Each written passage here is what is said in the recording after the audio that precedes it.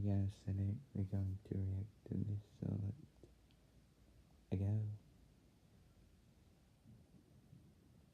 Hold your horses. If you've been on Twitter at all this last month, I know what you're thinking. Avril Lavigne dead? What? There's no way, right? So recently, a conspiracy theory that Avril Lavigne had died back in 2003 surfaced and spread like wildfire immediately. Now you're saying to yourself, What? this can't be true. And in fact, that's what I thought when I started this journey to find out the truth. But if you give it a chance, you will be surprised that there is some solid evidence to back up the fact that she could have died and been replaced with a lookalike. But let's jump right into it. So, according to the conspiracy, Avril Lavigne is dead. Yes, dead. You say Avril Lavigne is dead? Yes, she is dead. D-E-A-D-E-E-D. She's dead, if you know what I mean. She's 6 feet under, she's pushing daisies, she's gone. Which is sad, because she was super complicated growing up. Complicated. She was my childhood, and it just got turned upside down. Apparently, back in 2003, she died and was replaced by a lookalike to portray her ever since. Over the years, this Avril Lavigne has gone on 5 tours, a total of 430 shows. She made over $33 million on tickets alone, singing to you and your friends, pretending to be the real Avril Lavigne. You got ripped off. My childhood is a lie. All Fruit Loops taste the same? What? Why would they make them different colors?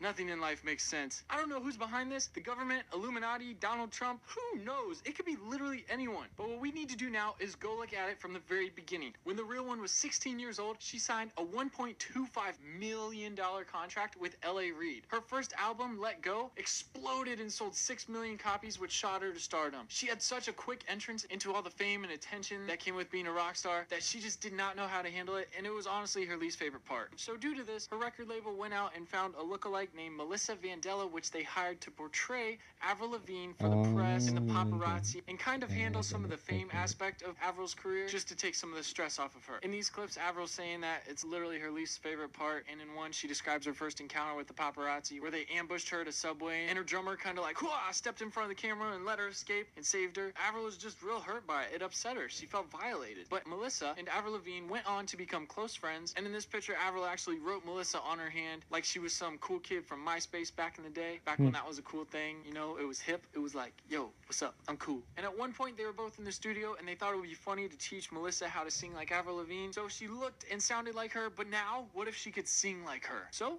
they taught her how to sing. Okay, so when Avril Lavigne was on her first tour, she had already played 30 concerts, and one night she got word that her grandfather had passed away. Now this news devastated her. It left her in tears in the middle of her concert, just ending the show off with a sad, slow song dedicated to him as she walked off the stage crying. It was a really emotional night for us all. But this is when Melissa started to come into play. Now at this time, Avril Lavigne had already started working on writing songs for her second album, but with the pressure of releasing this next album, the eyes of the press, all the fame, the paparazzi, and her grandpa's death, Avril went into a deep, dark depression, and in late 2003, she was found dead at her house. I'm not sure if her family or her record label found her or her band, but they walked in to see that she had hung herself, and everybody that knew about this kept it under wraps. No one said a peep. Literally a peep. Not Easter peeps, even though they're good. She literally died at the peak of her career when she was the most popular she's ever been. And because of this, the record label didn't want that to die. They wanted this new thriving artist to live on. So they had Melissa take over. Melissa continued to portray Avril Lavigne as she continued to go on concerts and sing with the band and pick up where Avril left off and finished writing that second album. But if you look closely, in this second album, you can actually tell that some songs are sung by the real Avril Lavigne and some songs are sang by Melissa Vandella. She even left some hints in some of the lyrics. The album was named Under My Skin in reference to Avril's death and replacement by Melissa. In her one song called Take Me Away, there's a line that says, "It's there inside, all I do is hide," which refers to her hiding her identity, who she really is. Another lyric says, "What would you do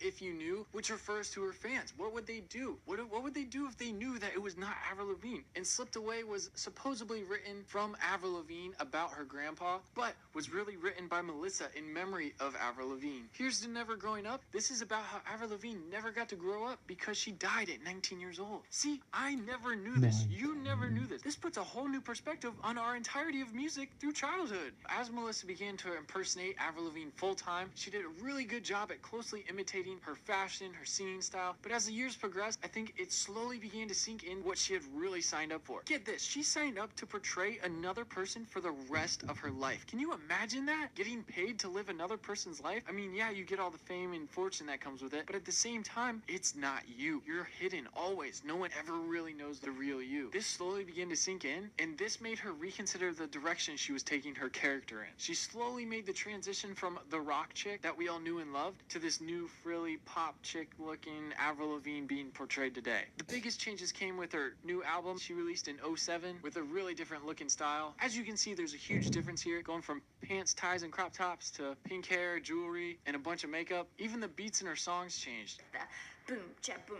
boom, cha, boom, cha. And I was like, oh my God, because I felt like I'd never really heard anything like that before.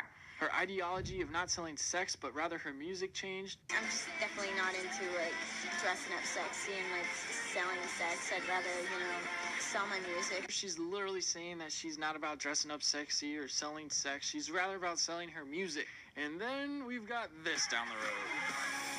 Oh my goodness, what have you become? Put some clothes back on. This is not how Avril would have wanted it. Whoa, that's a tongue twister. Avril would have wanted that. Avril would have wanted, shoot, how did I get it the first time? Avril would have wanted that. I'm sure glad I already said it. Okay, sorry, I got distracted. Back to the video. Her wardrobe, even her appearances on the red carpet changed. Everything's just so fake about her. Well, I mean, I guess it would be if she wasn't the real Avril Lavigne. And this Hello Kitty thing, what is even going on? Pink and frilly, and this is not my Avril. Well, hashtag not my Avril. You can even see Melissa's transition in the way she sings. Listen to this. He was a skater boy, she said see you later boy. He was a skater boy, she said see you later boy. Tell me that's not as smooth as butter? There's no way that's Avril Lavigne. It doesn't even seem like the same person is singing the song that she wrote. Yes, in quotation marks, that's right. But the thing is, even the public, us, the fans, started to notice that there were slowly emerging changes from Avril Lavigne, and Melissa began trying to justify all these little changes she was making to Avril's character. She went on to say, It's just not as maybe tomboy as, like, before. Now I wear, like, dresses once in a while, and I wear heels, a little more rock and roll. She made all these excuses, but I call bullcrap. We can see through your lies, Melissa, or whatever your real name is. And get this, Melissa made the song Girlfriend, in which there's a line that says, I'm a mother effing princess, which she repeats later in her song Rock and Roll.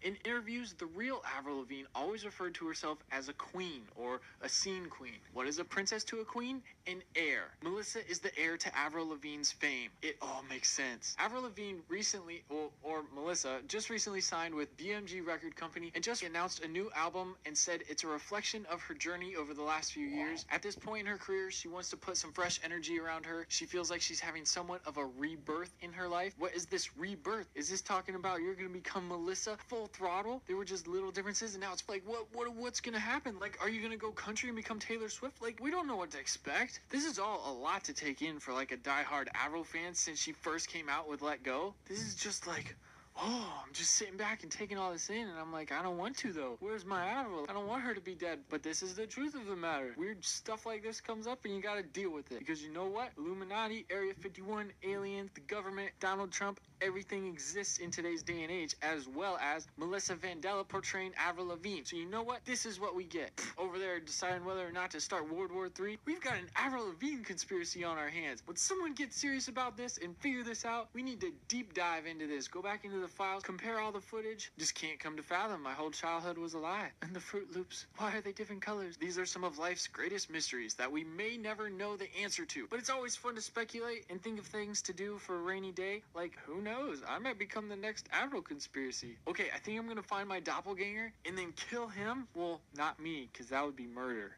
And then if an accident happens and he dies, I can take over his life and lead the famous, luxurious life that he leads. If he leads that. I'm not really sure. But that's interesting to think about. Living in someone else's skin. Well, not literally, but like figuratively. Like you literally live your entire life as someone else. Who knows? Maybe one rainy day. Coming soon.